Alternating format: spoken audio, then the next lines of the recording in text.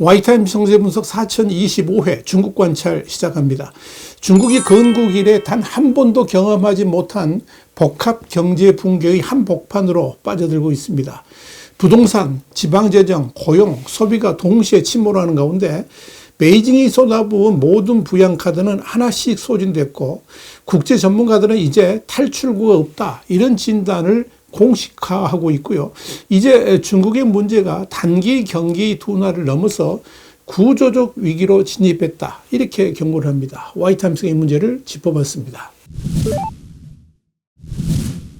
블룸버그는 17일 중국 부동산주들이 2024년 9월 당국의 대규모 경기 부양책이 시장 반등을 이끌었던 수준 아래로 완전히 무너지면서 해당 부분에 대한 시장이 뿌리 깊은 비관론을 다시 확인시켰다면서 블룸버그 인텔리전스가 산출하는 개발업체 주가지수는 16일 장중 최대 2.1% 급락했다, 이렇게 보도를 했습니다. 블룸버그는 이어서 2024년 9월 베이징은 금리 인하부터 대규모 미분양 매입까지 전방위 부양 패키지를 투입하며 주가 급등을 끌어냈지만 시장은 이번엔 다르다고 말한다면서, 그러나 베이징이 경제를 살리기 위해 무엇이든 하겠다고 투자자들을 설득한 지 불과 4개월 만에 주가 반등은 꺾이기 시작을 했고 실망감이 시장 전체를 뒤덮었으며, 그리고 이제 주가는 출발점으로 정확히 되돌아갔다라고 짚었습니다. 베이징이 꺼낸 마지막 카드가 아무런 흔적도 남기지 못한 채 사라진 겁니다. 중국의 위기가 얼마나 심각한지는 베이징 스스로 내보이는 통계와 현실의 간극에서 가장 선명하게 드러납니다.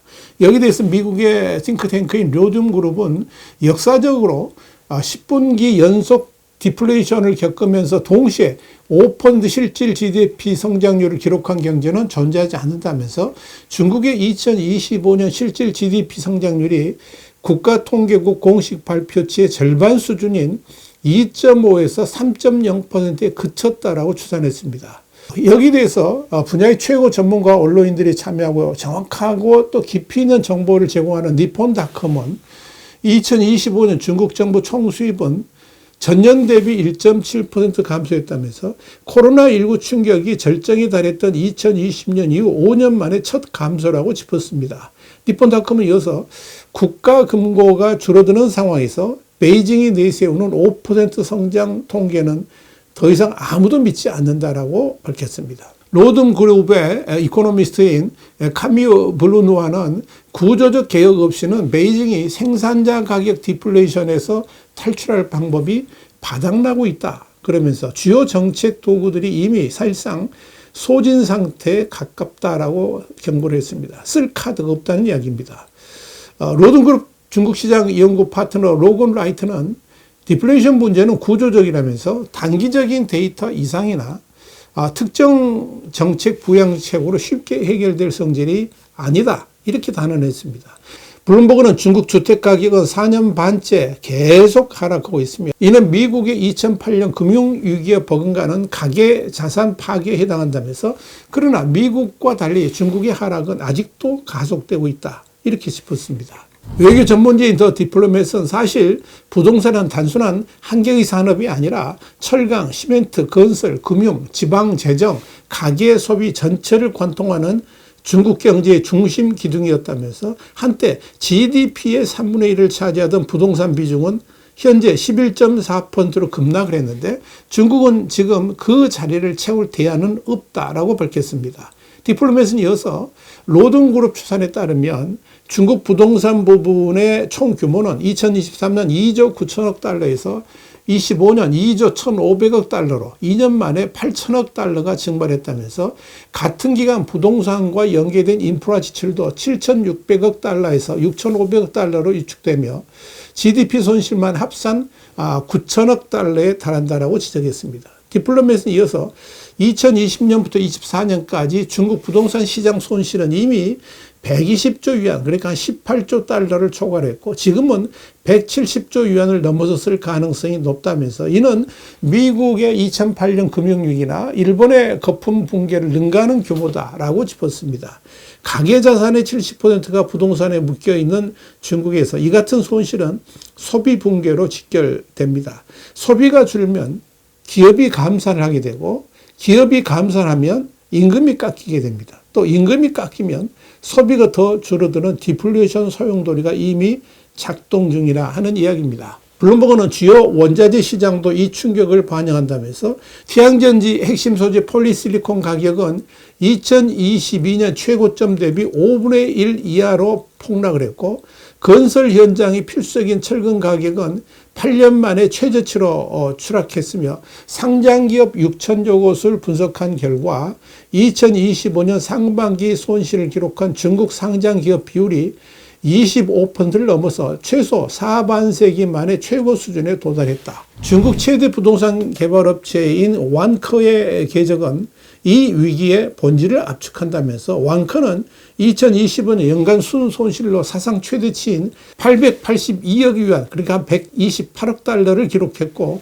2개년 또 합산 손실이 1,300억 위안을 돌파했다. 2026년 1분기에도 59억 5천만 위안의 순손실을 냈으며, 같은 분기 매출은 전년 동기 대비 23.86% 급감했다. 이렇게 짚었습니다. 블룸버그는 이어서 이 천문학적 손실은 완커의 디폴트 회피 여부가 이제 오직 국유주주의 지원 의지 하나에만 달려있다는 사실을 고스란히 보여준다면서, 그러나 국가마저 지갑을 닫는 순간 시장에는 연쇄 붕괴의 공포가 퍼질 수밖에 없다. 이미 최악은 끝났다는 섣부른 선언이 수차례 반복됐지만 모두 틀렸습니다. 지난해 11월에는 UBS마저 조기 회복 전망을 조용히 철회했다라고 밝혔습니다. 그러니까 국가에서 돈을 쏟아붓지 아니하면 당장 무너질 수밖에 없는 그런 지경에 이르렀다 하는 이야기입니다. 2026년 1분기 데이터를 공개한 28개 성급 행정구역 전체의 재정 자립도가 100% 미만으로 나타났습니다. 적자 상태라는 이야기죠. 중국 역사상 처음인데 가장 부유한 경제 대성들마저도 자체 세입으로 자체 예산을 감당하지 못하는 상태가 됐습니다. 로든그룹은 이 재정 공백의 규모는 상상을 초월한다면서 중국 은행권 총 자산은 70조 달러에 달하지만 신규 대출 증가율은 사상 최저인 6.1%로 추락했는데, 2007년부터 2016년 평균 18.1%, 17년에서 24년 평균 9%에 비교하면 경제 혈액을 공급하는 금융 시스템의 동력이 사실상 바닥난 것이다. 이렇게 짚었습니다. 로든그룹은 대출의 58%가 기준금리 이하로 집행된다는 것은 은행들이 이미 수익성을 포기한 채 부실 시스템을 연명시키는 좀비 금융에 돌입했음을 의미한다라고 꼬집었습니다. 지방정부가 재정난에 허덕이면서 공무원, 교사, 경찰의 임금 삭감과 더불어서 또 체불이 전국적으로 확산되고 있습니다. 중국의 철밥통이 동시에 다발적으로 깨지고 있는 겁니다. 위기는 금융시장을 넘어서 중국 산업체제의 심장부까지 파고들었습니다. 1953년 창립돼서 중국 최초의 자동차를 생산한 국영 FAW, 제1기차집단이라고 그러는데, 이 FAW는 전기차 시대의 전환 실패와 내연기관 합장 부진이 동시에 덮치면서 창춘 본사를 중심으로 한 거대 제국이 흔들리고 있습니다. 한때 중국 자동차 산업의 요람으로 불렸던 이 국영 거인의 위기는 당국에 정치적으로도 치명적인 충격입니다. 올해 1월에서 4월 중국 자동차 판매는 전년 동기 대비 무려 20.6%나 폭락을 했습니다. 세계 최대 자동차 시장이 내수를 포기하고 수출로 연명하는 구조로 전락한 겁니다. 지방정부 재정 파탄으로 차량 구매 보조금이 대규모로 삭감된 결과입니다. 전기차 시장에서는 자금단에 빠진 약 50개 업체가 2026년 안에 축소 또는 완전 폐업할 것으로 전망하고 있습니다. 세계의 공장에서 세계 최대 전기차 강국으로 도약하려던 중국의 야망이 내수 붕괴라는 복병에 걸려서 삐걱거리고 있는 것입니다. 공식 청년 실업률 16.9%로 발표를 했죠. 그런데 실제 수치는 40%에 근접하거나 넘어섰다는 분석이 나옵니다. 2026년에는 1260만 명의 대학 졸업생이 또다시 취업 전선에 나서면서 사상 최대 기록을 경신하게 될 겁니다. 베이징의 AI 전략이 기업들에게 인력 효율화를 강요하면서 중국 대기업들 사이에서 조용한 해고가 빠르게 확산되고 있습니다. 기업들은 정부의 고용 안정 정책을 피하기 위해 공식 발표 없이 인력을 줄이고 있습니다. 공식 실업 통계에 잡히지 않는 보이지 않는 실업자가 폭발적으로 늘어나고 있다 하는 그런 이야기입니다.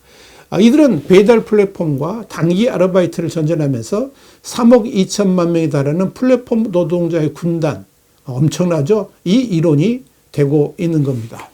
경제해법이 소집되자 공산당이 꺼낸 카드는 사상 통제입니다. 2026년 지난 3월 전국인민대표대회에서 시진핑 지도부는 GDP 성장 목표를 1991년 이후 처음으로 5% 미만인 4.5에서 5%로 하향 조정했습니다. 경제 신화를 믿는 사람이 점점 줄어들고 있다는 사실을 공산당 스스로 인정한 셈입니다. 당국은 청년들의 누워있기, 탕핑 현상을 이념적 나태함으로 심지어 외세의 배후 조정으로 규정하면서 선전 캠페인을 가동하고 있습니다. 그러나 이 수사는 문제 해결은커녕 청년들의 분노와 냉소만 더 깊게 만들고 있습니다.